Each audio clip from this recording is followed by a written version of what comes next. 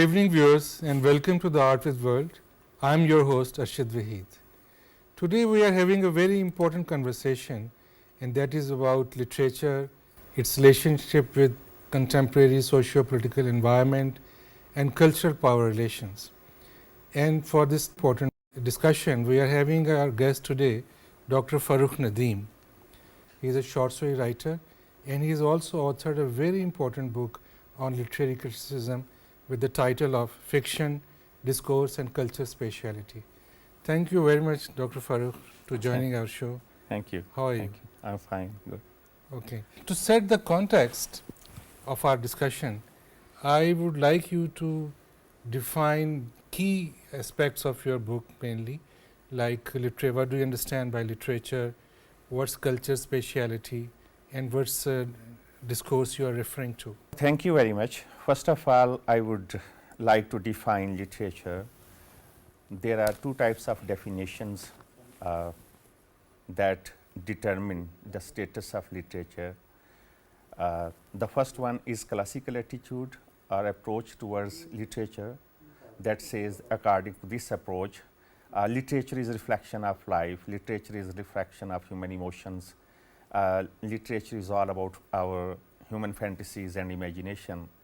But the second one is very new and very, closer to reality, and that is literature talks about those aspects of history that are ignored by historians, or literature talks about abnormalities and insanities of life. Generally, historians or our politicians and sociologists, they are more concerned about normalities and sanities of human existence. But literary people, why literature has always been very crucial for human studies or for our eyes, that is, it tries to dig out the secrets that are otherwise tight-lipped or they are ignored or marginalized. So, literature steps forward to explore those hidden realities that are dormant in our history. Literature, there are also critics who say that there is a tradition in literature that is more concerned with the poetics of literature, but with the emergence of different political ideologies, literature has also been the concern of these critics, that they think that there is also ideological politics that is very much there in literature. So, there is a line of demarcation between poetics and literature and politics of literature or politics in literature. So, my personal attitude to understand literature is okay, but this poetics in literature is equally important, but why should we ignore this aspect that is very important to understand, that is politics in literature. So, literature also contributes to the evolution of politics. Politics not in the sense of parliamentary politics, but interest, human interest, human ideological interest, or our associations, ideological associations. When we speak on the behalf of our ideologies, we definitely show our tendency. So, in this way, literature also become instrumentalized, and literature also becomes our agency to propagate our ideologies. So, in this way, it becomes more attractive. So, do you agree with that, that literature should become agency to propagate one's ideology? Literature should or should not be, that is something else, but it unfortunately it becomes, yes, it becomes directly or indirectly, consciously or unconsciously, it becomes agency. It becomes tools in the hands of, we cannot imagine any kind of literature, any kind of text that is apolitical. That is very, very difficult to determine that it's apolitical, or we in a broader context we say innocence of literature is questionable. No, I am not talking of innocence or being apolitical, but I am just raising this question that like ambiguity is one of the basic feature of fiction, right? It doesn't tell the realities in a straightforward manner. it rather inspires readers' imagination to think about various aspects of life, human conditions. It doesn't give answers in most of the situation, but it raises questions. So, but we'll come to this later on. Yes. I think you should also reflect on this. Okay. But the thing is, what about other terms you have used in your book, like narrative and Discourse, culture, spatiality. spatiality? So, I wanted to explore spatial dimensions in literature. For that, I have used these terms: fiction, discourse, and cultural spatiality. And I wrote this book in Urdu. Yeah, I actually which is wanted, good. I wanted to bridge up the gap between Urdu world, Urdu literary and critical world, and Western world. Yeah. So it was, I mean, I think that at a global level, we exist on both, both levels, global level and local level. So it's a world of simultaneity. I mean, mixture of global and local. So being this hybrid being, I try to justify my position in academics that I should do something, I should introduce these concepts to my own world. Yeah. So that was the purpose behind writing this book Right, into Urdu. yeah. Well, so first word that I have used in my book, that is fiction. The other one is discourse. The third one is a cultural spatiality. So fiction, fiction, novel and short stories, discourse, kalamia, and then cultural spatiality I have translated as Sakafati Makaniyat. Yeah. So it's a new phrase in Urdu, but it is being well, you have nowadays added people to Urdu vocabulary, in fact. Thank you, thank Okay. you. So, So what do you mean by cultural spatiality? cultural spatiality? Very good question. Cultural spatiality, by this phrase, I meant that all of us, all human beings, we have different places. At the same time, we have our own respective spaces. I mean, sometimes our place determines our position in the society. That position overall, we can say that it's our space, that our society, it provides to us. Sometimes there is a difference between our place and space. For example, there is one home, and males and females, they are living together. Even then, the space that is enjoyed by the male beings, that is not given to women folk. So women, even in that place, women are marginalized. So minorities have different spaces, and though they are living in the same place. Poor have different spaces. Yes, sir. So all of us, we have different positions and different status in the society, in our culture. In a broader term or context, we can say it's a cultural spatiality. Okay. Yeah. Mainly it's power relations between different groups. Power, yes, of Or course. intersectionality of Exactly. different elements which are influence their situation. Wherever there is a center, there is a power. It tries to widen some space, and it tries to encroach someone's space. By encroaching someone's space, it tries to strengthen its own position or space. So this is, if we see, analyze our entire literary tradition, we can observe very clearly that it's a spatial fight. All our heroes or our villains, they are basically fighting for their spaces. For example, Nietzsche in his book The Birth of Tragedy, what he says that there are two types of poles. One is Apollonian pole, the other one is Dionysian pole. So Apollo symbolizes, it implies order, discipline, boundaries, and what we say, peace, right? On the other hand, this Dionysian element, or this Dionysian pole, it symbolizes transgression, resistance, and chaos, and frenzy, and excitement, ecstasy. So whenever there is a clash between these two poles, there is a tragedy. So all our tragedies, if we see, for example, you can see in Abdullah Hussein's Qad, okay, the same this formula is there, where there is transgression, there is tragedy. All those characters who happen to violate the boundaries that are deeply established in our society, if they are violated, the order, the center, it arrests those elements and it tries to punish or it tries to bring him to the justice. So, this kind of transgression and this kind of difference between transgression and on the other hand discipline, we can say there are two poles, two circles.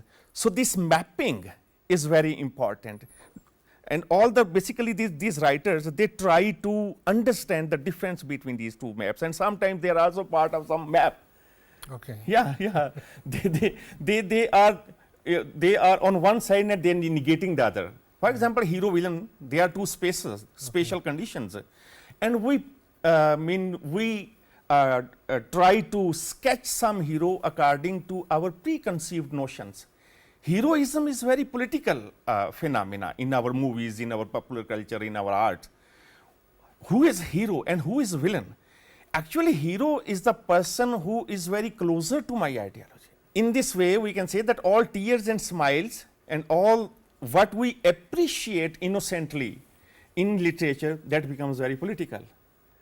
Because we are on the side of hero and hero's tears are very closer to me, but it's quite possible that a hero belongs to another one's, he becomes a villain for another clan or other tribe or another nation. So, this kind of spatial fight is there in literature, and I have tried to explain these spatial conditions and positionalities in this book. So, Dr. Farrukh, it's very interesting. I mean, it's very enlightening, the ideas you have just shared with us.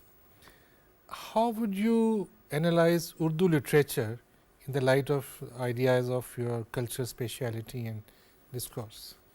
I believe that all literary texts, they are byproducts of some socio-political and ideological context. So, the literature that is written in this part of the world, it's also product of our social and historical experiences. You can see that with the advent of colonialism here, things changed and our themes and techniques changed. You can see this change thematically as well as stylistically or technically. You can trace this change in the evolution of our novel. You can see that how Imrao Janada is written and how Abdul Halim Sharar's novels are written, and Fasana Azad. It's a Dastan story type thing. Story type, yeah. But it became, it became modified in the hands of these writers, and novel, a separate genre.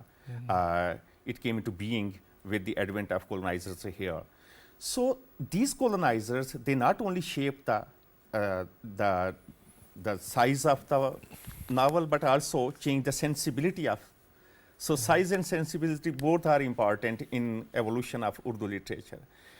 I have seen and I have just to interrupt you, you just referred to Imrao Janada. How do you think that colonizers, if ever, they influence Mirza Hadi Ruswa to write that novel? That's totally a different thing. There is in the last part of this book, you can see that how things in 1857 are happening and how this Imrao is suffering, and you can see that directly this character is under the influence, or she is also suffering because of this socio-political scenario. So, okay, yeah, well, suffering is forever. I mean human beings do suffer because of different situations. I mean, her place and her space is threatened. Yeah. So, the kind of space that she was enjoying in that agricultural area, in that particular historical period, she is not given, not only her, but there are many characters like her who are suffering because of the advent of colonizers. Look at the difference between Manto's characters and how they use their language, the difference between Imrao Janada, the characters, I mean in brackets or in commas, Manto's characters, the language, the costumes, their dwelling, their settings, very different from Imrao Janada. Imrao Janada is a character of, you can say, manners, etiquettes, sophistication, civilization. She is a symbol of civilization. We cannot see, traditionally what we kind of morality and immorality that we attach with other characters, we hardly attach this kind of immorality with Amrao Janata.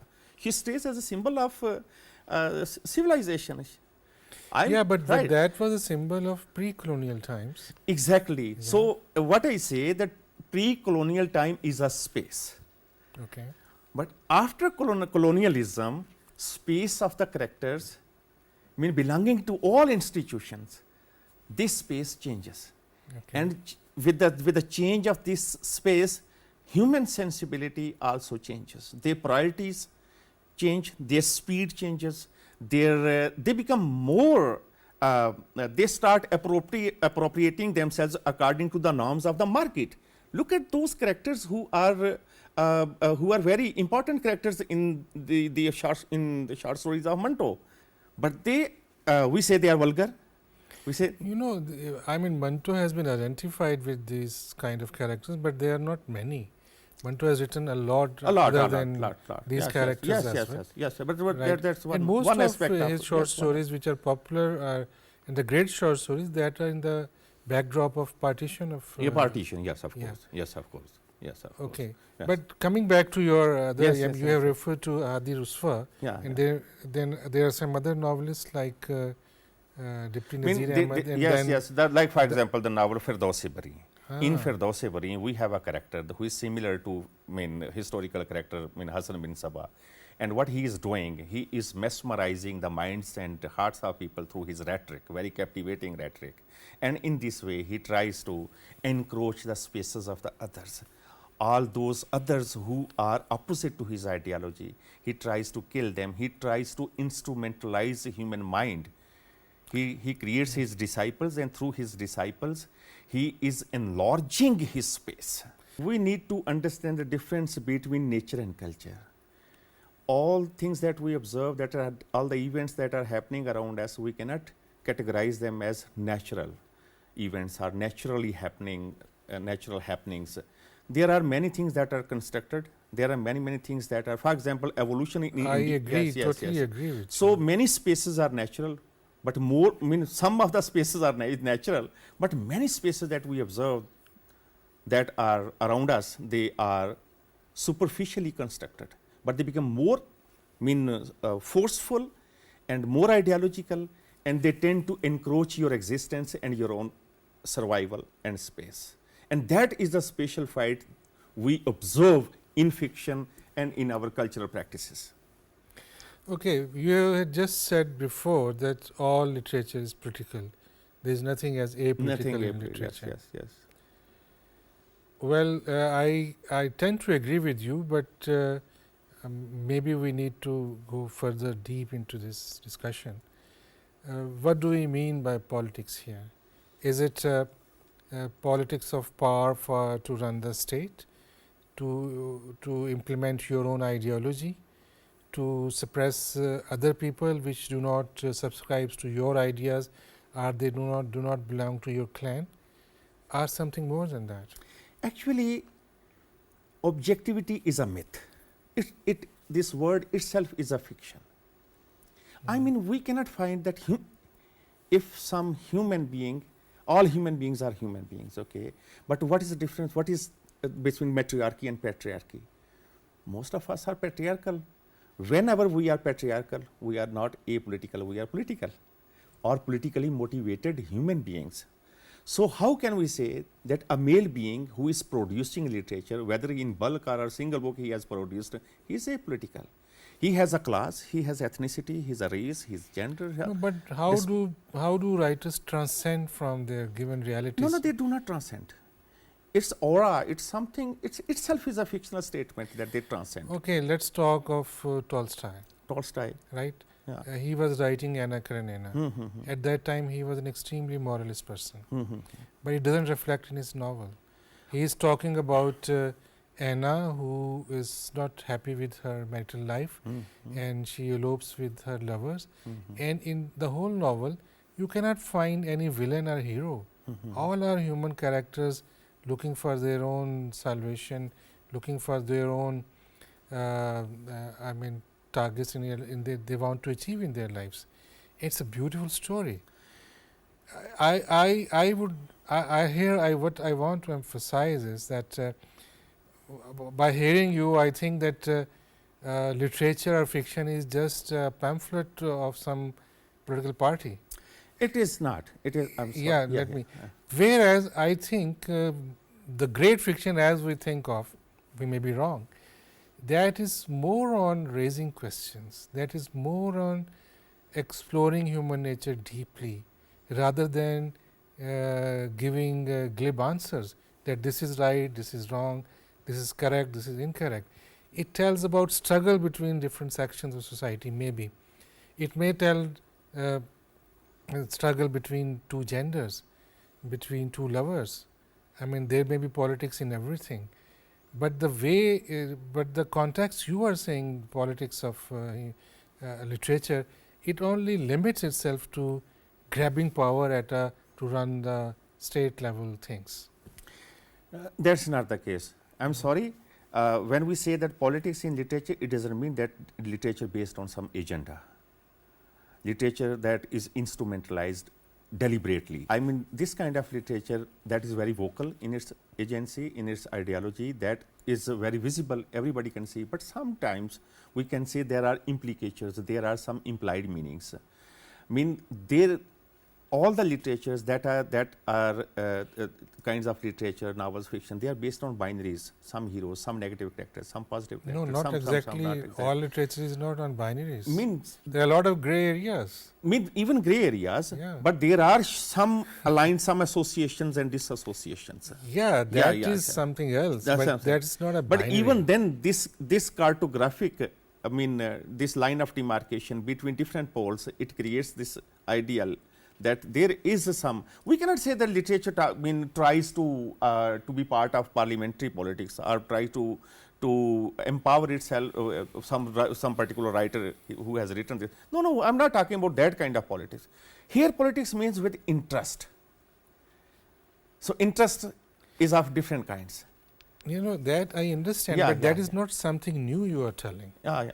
I mean, we all know that people follow their interest. It's Their a interest, rational actor's choice, yeah. right? But I am talking of function of literature or fiction. Mm-hmm. Is fiction trying to strengthen that, or is it trying to explore it? These are two different things. And when you think that all it's political or under ideology, I would like to quote a very beautiful paragraph from your book. I mean, you have quoted Toni Morrison, and it says that I mean, silence from and about the subject was the order of the day. Some of the silences were broken, and some were maintained by authors who lived with and within the policing strategies. What I am interested in are the strategies for breaking it.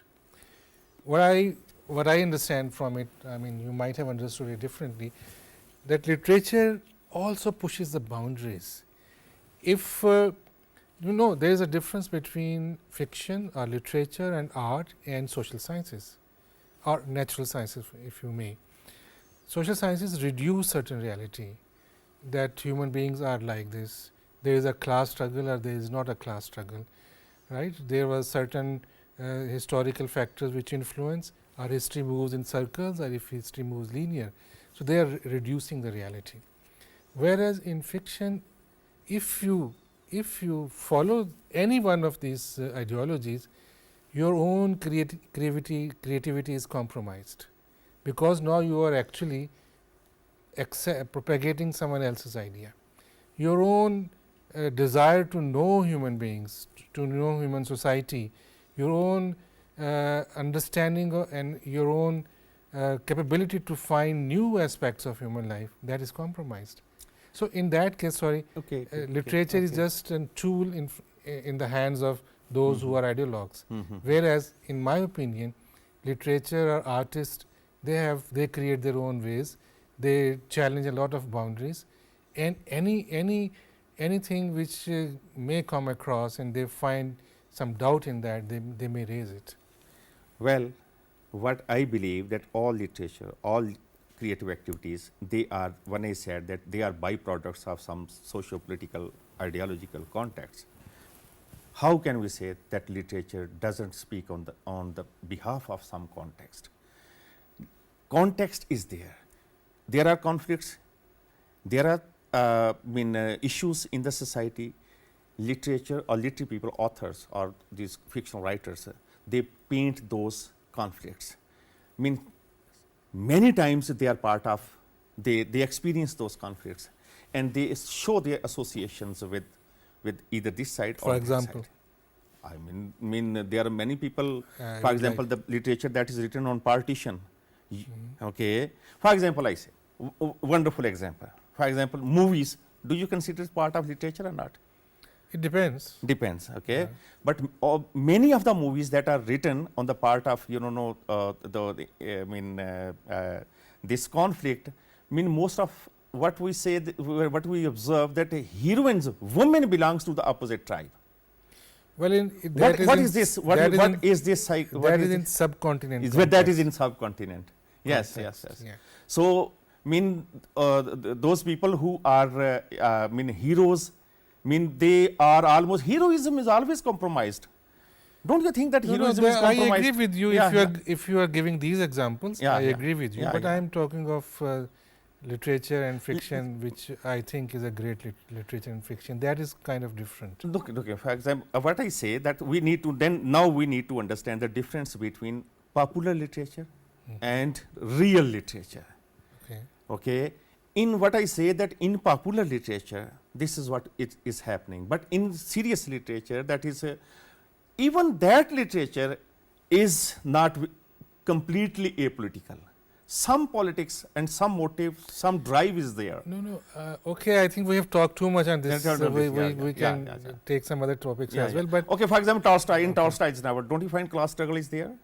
Don't you find yet there is some character who is trying to encroach the space of the others, weaker characters? Isn't there suppression, suffering? So whenever this kind of conflict is there, definitely. No, I do not say that this doesn't happen in society. Yeah. Fiction is showing it. Showing it, right? Yeah. But fiction or the writer may not take sides. That's what I mean. Yeah, that agree. May not take, but many times, for example, Deputy Nazir Ahmed. Deputy Nazir Ahmed surely. He's surely, but there are many other examples. Many other, for Robinson Crusoe, that's it. All these writers who are writing this kind of literature, definitely they are marginalizing other. Look, what Edward Said has said, that deliberately Western people, they have instrumentalized Orientalism. This is what Edward Said is saying, that they are deliberately, consciously. He doesn't say that unconsciously. It is deliberately Western people, they are myopic in their approach, and they are they use negative colors for non-white characters. Well, you may be right in certain ways, but don't you think that history does not start from last 500 or 600 years when so-called colonialism prevailed everywhere. Even before that, human beings lived here, and the class question or power question was relevant even at that time. Of course. Even if you go our dastans and stories, you would find different groups, some powerful groups, some less powerful groups, and they might be treating other groups in the same way as colonizers, as you say, might have treated colonized as well. Exactly. It has happened in Dastan Tilsam Hoshruba and Dastan Amir Hamza. The characters that do not belong to that established powerful ideology, they are misrepresented. The misrepresentation is everywhere. Well, that's one way to look at this, and I don't know. Edward Said was talking within the context of social sciences. If we take literature or fiction of that era, that might give more or maybe different meanings to our discussion, right? Okay, we have talked a lot on this. I think it won't end. There is a lot of things to talk about that. Who are your favorite novelists or fiction writers in Urdu? In Urdu? Of course. You can take anyone. maybe you can take what are in general and particularly in First of all, I think that the kind of modernism that we have in our society, it has not explored very deep and very multi-dimensional universe of James Joyce. Oh, that's great. I love that. Ulysses. Yes, Ulysses. And I started this journey from A Portrait of the Artist as a young man. As a young man. And I think that Dubliners. Dubliners collection of short stories. Yeah. And I think if we want to learn creative writing and short story writing, I think it's a wonderful, wonderful piece of art that. So, do you think he is taking some positions in Ulysses as well? Not in that sense, but in the Portrait of the Artist, in Portrait of the Artist, he tries to claim objectivity, but I think objectivity cannot be materialized in this world, in the world in which we live. That's not possible. Well, Ulysses is altogether different experience. Different it's just a magic. But I don't know, I wonder why this A Portrait of the Artist as a young man was not, it couldn't become popular as it should have been. Well, that's another. Even Ulysses, yes. I mean, it's very much appreciated in literary circles, but common man is not very much familiar with Then that. Borges has, there's a wonderful creative writer, and Kafka. Kafka is my most favorite writer. Yes. Well, and there are other, in Urdu, I like Shamsarwan Farrukh's Kai Chand Se Asman. And some other novelists are also. So that. Even recently, I have read your novel Guman, and I have not completed it yet. But I am, even the issue of this spatiality is also there in your novel. Well, I didn't know it at that time when I was writing that. So that makes me feel that you are more, kind of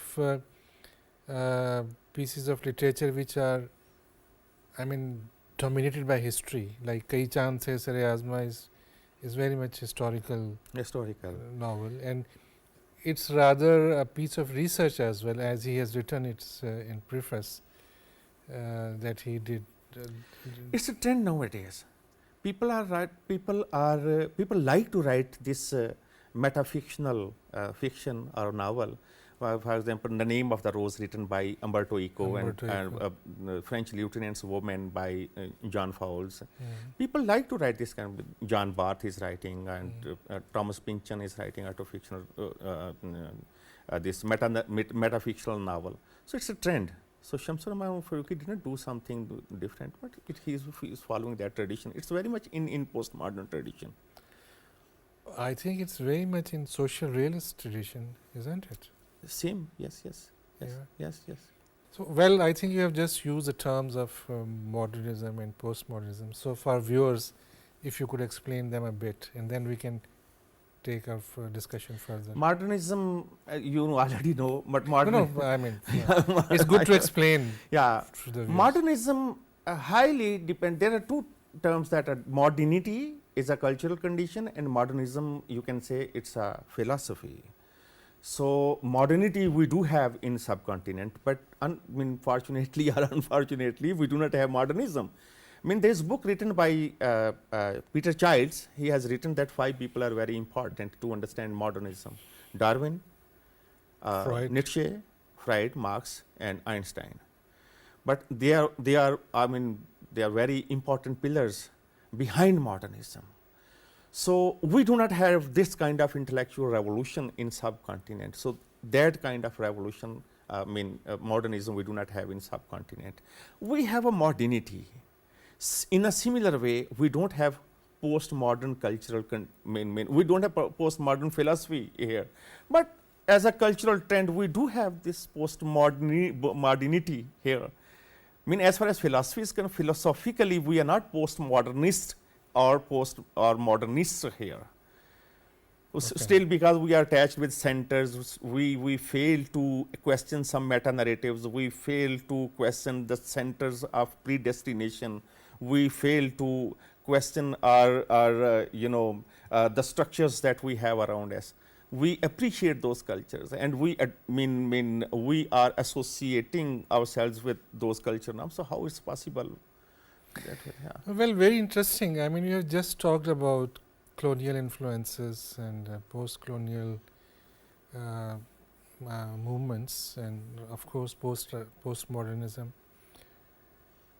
Many people say that even if we have not come across modernist thought system, how do we keep on writing postmodern literature? So, I would like to ask you to comment on this, and secondly, is it only the colonizers who is trying to influence us, or we also want to be influenced by them? Because we take up a lot of their traditions, their patterns of writing, their patterns of literary experimentations, and we try to adopt them to our own conditions. So, I would like to hear from you about that. After 1857, modernism, market, capitalism, industrialization, they became indispensable for our economic growth. So, nowadays postmodernism is something inevitable, something indispensable, we cannot avoid it. Sooner or later we will have to accept it, and we are accepting it. Nowadays people are deliberately making this kind of experimentation. So many experimentations are deliberately being made in fiction writing, and that is also attractive. Until and unless you raise some serious issue, otherwise it becomes just a vogue, just a fashion. We need to understand what is the real central point in postmodern philosophy, if there is a some central, because they negate central position. But we will have to understand the spirit of postmodernism. After that we should go for some experimentation. There are lots of experimentation that are going on in Urdu literature, but without understanding the spirit of postmodernism. And same thing has happened in modernity as well. I mean, a few people could understand the relationship between industrial revolution and our own economic system. So, without industrialization, without this economic boom, we cannot expect modernity in our society. So, we can't afford, I think, modernity or modernism in our culture. That's the problem. So, we have Dr. Farrukh talked about influences of colonial times and post-colonial literature, and you have many times referred to ideology in literature.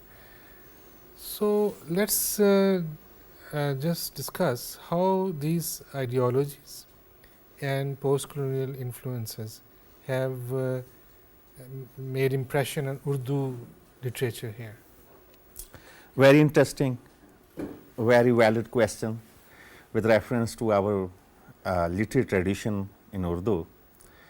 Well, there is one popular academic tradition, and I don't know why it has marginalized or ignored the real tradition in Urdu literature or Urdu civilization or in our part of the world. For example, we have Reshmi Rumal Tehreek. Yeah. But the question is, do we have a wonderful or any simple novel on this movement? We have Bhagat Singh Tehreek. Do we have any novel on this Tehreek in this movement?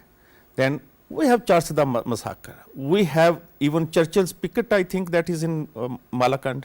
Yeah, I've heard of it. You have heard about it. I mean, we don't have a single Shah story or novel on it.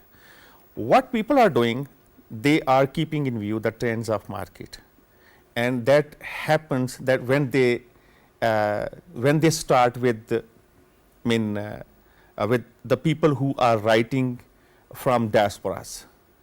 I mean, real post-colonial situation starts with, or even before 1857. But what about those novels that are written in Urdu, but they are directly under the influence of British Empire? Look at, for example, Deputy Nazir Ahmad.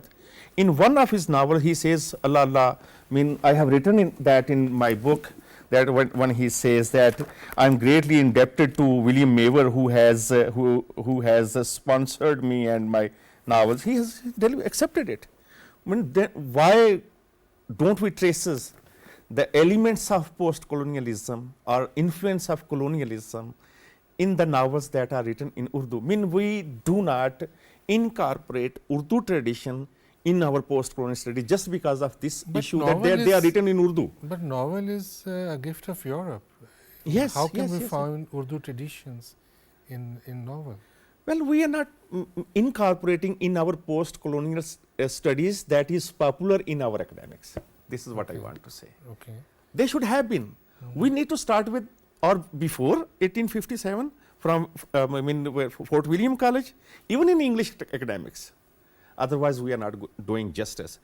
Whatever we are starting in, even we are ignoring Twilight in Delhi, Yeah. written by Ahmad Ali. Yeah. We do start after Bepsi Sidhwa, or we directly go after 9/11, and this is how somehow directly and indirectly we try to link our novels with post-colonial studies. I think that's not a justice that we are doing in our academics.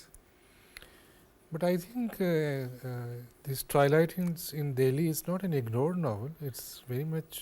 Novel is not ignored, but when you say that, in our recent culture of academics, it is being ignored. Okay. Yeah. And how about this Aag Ka Darya and Aakhir Shab Ke Humsafar and Udaas Naslein? This They are generation of also novels. yes. They are also under the influence of post-colonial studies, and I have in this book I have analyzed that How?